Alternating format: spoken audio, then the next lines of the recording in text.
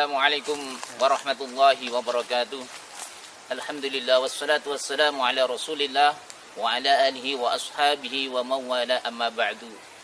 Pada kesempatan hari ini, pada tanggal 1 Januari 2017 ini, kita akan membahas tentang surat Al-Maidah. Memang yang lagi booming beberapa waktu ini karena ada beberapa kasus yang terjadi.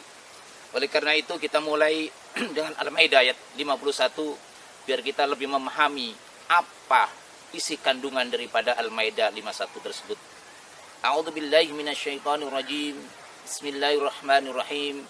Ya ayyuhalladzina amanu la tattakhidul yahuda wan nasara awliya ba'dhum awliya'u ba'd.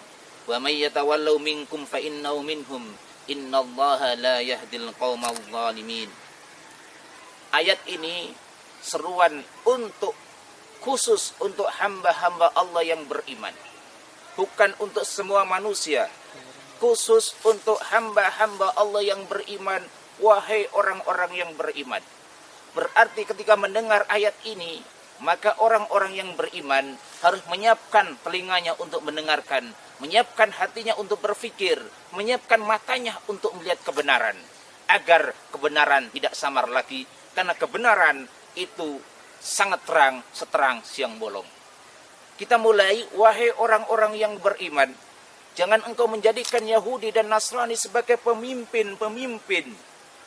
Ba'dhum awliya'u ba'd, yang menjadi pemimpin sebagian yang lain.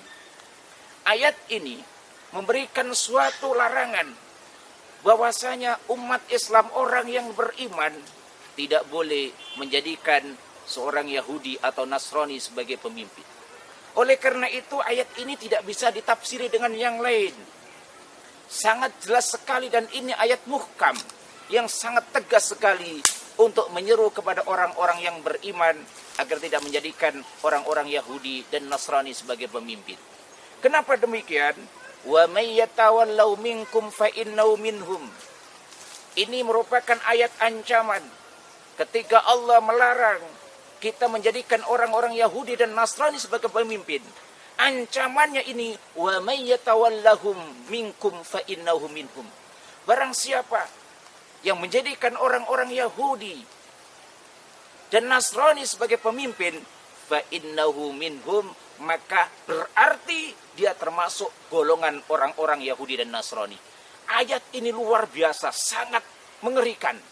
Diancam oleh Allah ketika orang-orang yang beriman mengaku beriman kepada Allah, mengaku beriman kepada Rasul, mengaku beriman kepada hari kiamat, lalu menjadikan orang-orang Yahudi dan Nasrani sebagai pemimpinnya, maka fa innahu minhum, orang-orang yang tersebut termasuk golongan orang-orang Yahudi dan Nasrani.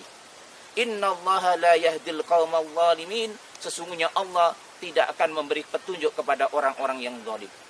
Saudara-saudaraku semuanya, ayat ini harus kita pahami apa adanya. Jangan dipelintir ayat ini. Jangan ditafsiri yang lain. Hanya gara-gara kita menurutkan hawa nafsu, gara-gara kita mendapatkan harta, lalu kita menjadikan ayat ini sebagai permainan, sebagai penafsir-penafsir yang menyimpang dari jalan Allah Subhanahu wa taala. Oleh karena itu, saudara-saudaraku semuanya, siapapun dia, bagaimanapun tampangnya, kalau dia itu kafir, maka haram sebagai umat Islam untuk menjadikan dia sebagai pemimpin. Baik itu ketua RT, ketua RW, lurah, camat, apalagi gubernur sampai presiden. Haram hukumnya. Ini ayat tegas sekali. Oleh karena itu, kalau kita lihat setelah ayat 51 ini ada ayat 52. Fatarul ladzina fi qulubi maradu yusari'una fihim yaquluna nahsha an tusibana da'irah.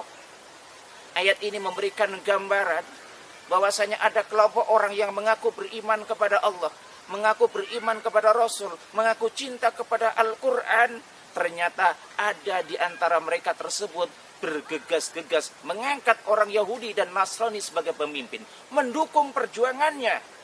Dan kata Allah, fi qulubihim maradun, berarti di hatinya ada kemunafikan. Di hatinya ada semacam kemunafikan yang luar biasa. Dan namanya orang munafik adalah mulutnya beriman tapi hatinya kafir. Ini sangat luar biasa. Dan yakin seyakinnya, siapapun dia, kiai manapun dia, pejabat manapun dia, mengaku muslim, tapi mendukung perjuangan orang-orang kafir untuk menjadi dia itu sebagai pemimpin, maka berarti di hatinya ada kemunafikan. Mudah-mudahan ada manfaatnya. Usikum wa nafsi bitaqwallah. Wassalamualaikum warahmatullahi wabarakatuh.